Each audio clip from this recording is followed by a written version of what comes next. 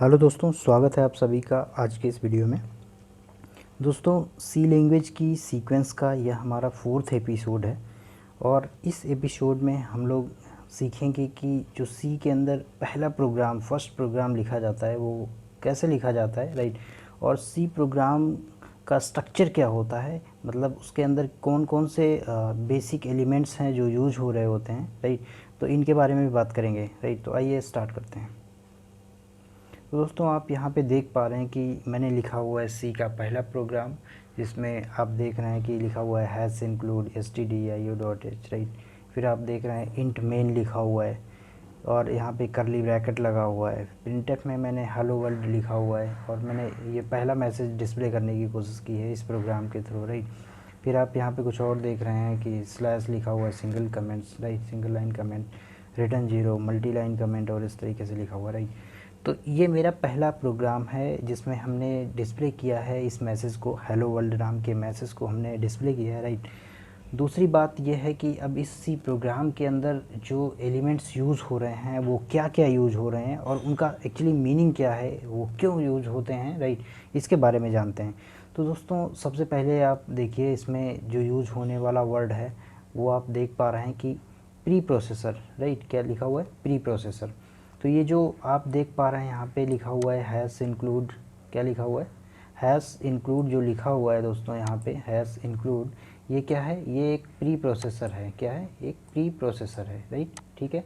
Pre processor का क्या मतलब होता है कि उनको पहले प्रोसेस कर देना होता है, प्रोग्राम के एग्जीक्यूशन से पहले वो प्रोसेस हो जाते हैं, राइट। तो अभी इसके बारे में और बातें करेंगे कि प्री प्रोसेसर, राइट। तो पहले मैं आपको दिखाता हूँ कि इसमें यूज़ होने वाले एलिमेंट्स कौन कौन से हैं। तो आपने देखा अभी क्या प्री प्रोसेसर है, राइट। इसके बाद में आप देख रहे हैं यहाँ पे हैज़ इंक्लूड तो हो गया प्री प्रोसेसर, राइट। stdio.h आप देख रहे हैं, ठीक है। तो stdio.h क्या है? तो ये है आपका हेडर फाइल। क्या है ये? हेडर फाइल, ठीक है। इसको क्या बोलते हैं? इस तरीके की बात जो लिखी होगी वो क्या होगा? हेडर फाइल उसको कहते हैं, ठीक है। अच्छा, तो आपने प्री प्रोसेसर देख लिया, आपने हेडर फाइल देख लिया। अब देखते हैं दोस्तों क्या, अब देखिए फंक्शन लिखा हुआ है, ठीक है। क्या लिखा हुआ है? फंक्शन। तो इस प्रोग्राम में आपको फंक्शन कौन कौन से हैं वो देखना है। तो वो ये आपको एक फंक्शन तो ये दिख रहा है, ठीक है। क्या दिख रहा है? एक फंक्शन ये दिख रहा है और एक दूसरा फंक्शन ये दिख रहा है, ठीक है। ये दो फंक्शन यूज़ हो रहे हैं इस सी प्रोग्राम में। क्या हो रहा है? एक तो फंक्शन ये यूज़ हो रहा है मेन फंक्शन, और एक आप देख रहे हैं प्रिंटफ फंक्शन। ये दोनों फंक्शन यूज़ हो रहे हैं, ठीक है। अच्छा, अब देखिए आगे और क्या यूज़ हो रहा है। तो आगे देखिए वेरिएबल लिखा हुआ है। तो इस पूरे प्रोग्राम में आपको वेरिएबल कहीं नहीं दिख रहा है, ठीक है। क्या है? इस पूरे प्रोग्राम के अंदर आपको कोई वेरिएबल नहीं दिख रहा है। तो वेरिएबल को अभी हमने डिस्कार्ड कर दिया, ठीक है। अच्छा, अब इसके बाद में देखिए दोस्तों स्टेटमेंट लिखा हुआ है। तो आपको स्टेटमेंट इसमें दिख रहे हैं। जैसे ये एक स्टेटमेंट हो गया पूरा, ठीक है।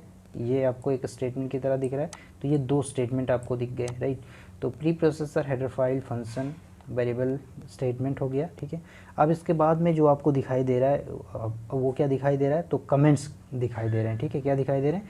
कमेंट्स दिखाई दे रहे हैं। तो कमेंट्स जो दिखाई दे रहे हैं दोस्तों, तो उसके अंदर देखिए क्या क्या कौन कौन सी लाइन को आप कमेंट बोलेंगे। तो एक तो आपको यहाँ पे दिख रहा है सिंगल लाइन कमेंट। क्या दिख रहा है? सिंगल लाइन कमेंट दिख रहा है, ठीक है। तो एक हो गया ये सिंगल लाइन कमेंट।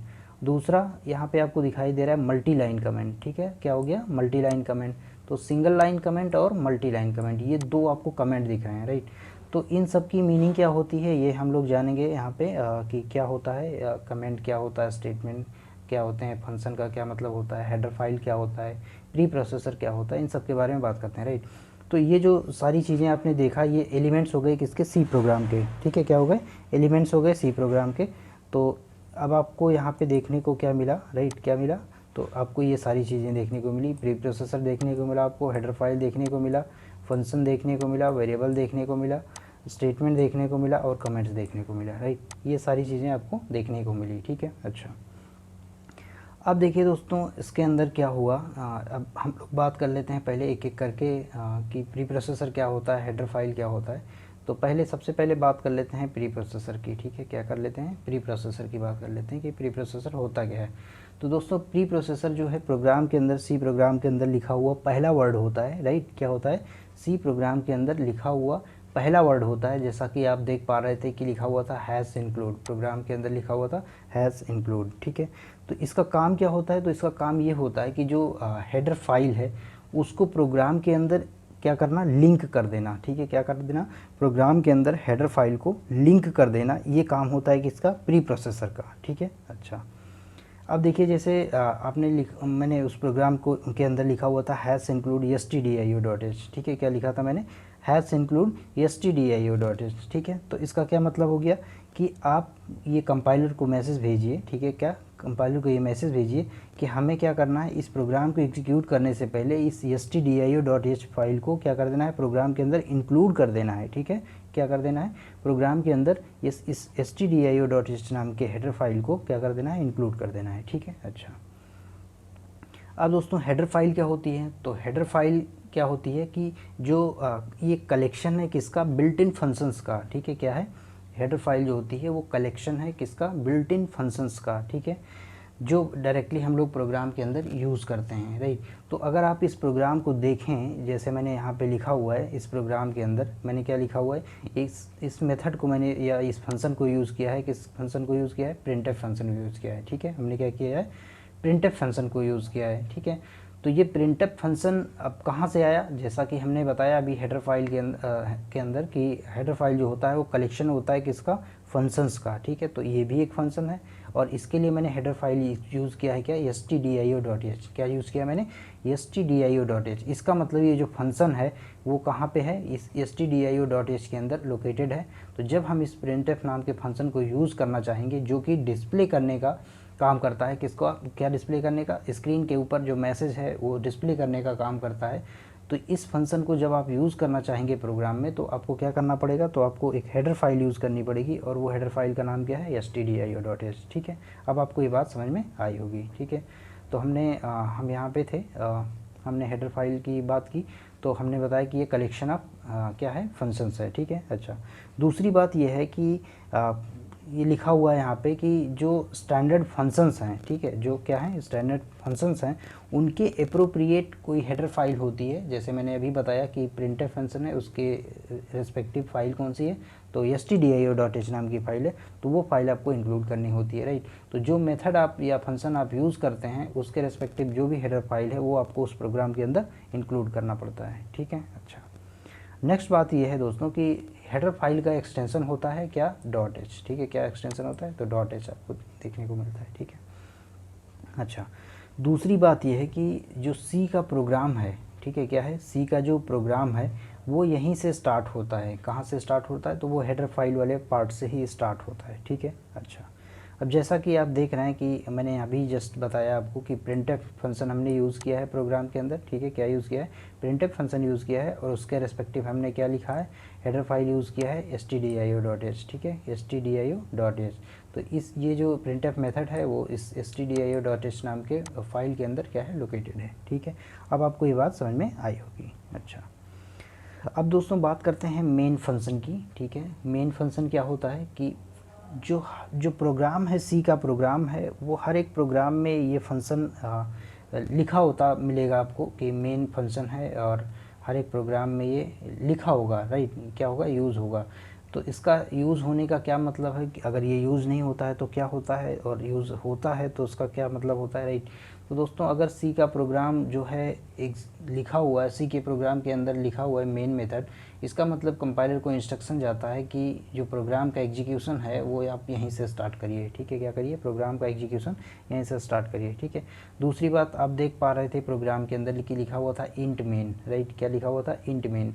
तो ये इंट क्या है, तो ये जो मेन मेथड लिखा हुआ है, हर एक फंक्शन या मेथड, राइट, सी के अंदर या किसी भी प्रोग्रामिंग लैंग्वेज के अंदर फंक्शंस जो होते हैं, राइट, वो कुछ ना कुछ रिटर्न करते हैं, राइट, क्या करते हैं, कुछ ना कुछ रिटर्न करते हैं। तो यहाँ पे इंट लिखा हुआ है, इसका मतलब ये फंक्शन जो है जब ऑपरेट हो जाएगा पूरा तो ये कोई वैल्यू रिटर्न करेगा और वो वैल्यू किस तरीके की होगी, तो वो इंटीजर टाइप की वैल्यू होगी, ठीक है, ये इसका मतलब है। अच्छा, अब दूसरी बात दोस्तों, यहाँ पे एक करली ब्रैकेट्स आप देख रहे थे, ये करली ब्रैकेट और इस तरीके से जो मेन मेथड है या फंक्शन है उसके बाद से आपको इस तरीके की बात दिखाई दे रही थी, राइट। तो इसका क्या मतलब हो गया कि जो मेन फंक्शन है उसका स्कोप इस करली ब्रैकेट से लेके इस करली ब्रैकेट तक है, ठीक है, इस करली ब्रैकेट से लेके इस करली ब्रैकेट तक इस फंक्शन का स्कोप है, ठीक है। अच्छा, अब दोस्तों बात करते हैं कमेंट्स की। जो आपने अभी प्रोग्राम में देखा कि कमेंट्स लिखे हुए थे, सिंगल लाइन कमेंट और मल्टी लाइन कमेंट, तो कमेंट होते क्या हैं तो दोस्तों कमेंट्स जो हम लोग यूज़ करते हैं प्रोग्राम के अंदर, वो क्या करता है, वो प्रोग्राम की रीडेबिलिटी को बढ़ाने के लिए हम लोग यूज़ करते हैं। ठीक है, क्या करते हैं, प्रोग्राम की रीडेबिलिटी को हम लोग इंक्रीज़ करने के लिए कमेंट्स का यूज़ करते हैं। ठीक है, और वो कमेंट्स आप देख रहे थे कि सिंगल लाइन कमेंट होता है और मल्टी लाइन कमेंट होता है। तो ये कमेंट होता क्या है, ये जो प्रोग्राम की रीडेबिलिटी को बढ़ाता है, कंपाइलर जो है इसको इस स्टेटमेंट को जो आप कमेंट जिसको कह रहे हैं उसको एग्जीक्यूट नहीं करता है। ठीक है, वो केवल स्टेटमेंट लिखा होता है किसके लिए, जो प्रोग्राम लिख रहा है। ठीक है, जो प्रोग्राम लिख रहा है उसके लिए एक इन्फॉर्मेशन होती है कि आप उन स्टेप्स में क्या क्या काम कर रहे हैं, उस तरीके की बातें हम लोग उसको नोटिफाई करने के लिए या आइडेंटिफाई करने के लिए लिखते हैं, राइट। तो इसको कंपाइलर जो है वो एग्जीक्यूट नहीं करता है, पहली बात। ठीक है, दूसरी बात यह है कि इसमें दो तरीके के कमेंट हम लोग लिखते हैं। तो सिंगल लाइन कमेंट की बात करें तो 2 फॉरवर्ड स्लैश हम लोग लिख देते हैं, उसके आगे जो भी बात लिखेंगे आप उस लाइन में, तो इसका मतलब ये हो गया कि ये एक सिंगल लाइन कमेंट है और इसको एग्जीक्यूट नहीं करना है, ये इन्फॉर्मेशन चला गया किसको, कंपाइलर को। ठीक है, दूसरी बात कि मल्टी लाइन कमेंट हम लोग यूज़ करते हैं। तो मल्टी लाइन कमेंट स्टार्ट इस तरीके से होता है, और स्लैश और एस्टिक, और एंड होता है एस्टिक और स्लैश, राइट। कि आप कई सारी लाइन में कमेंट को पास करना चाहते हैं तो आप इन दोनों सिंबल्स को यूज़ करेंगे, राइट। तो बस आज के वीडियो में बस इतना ही। Thank you so much.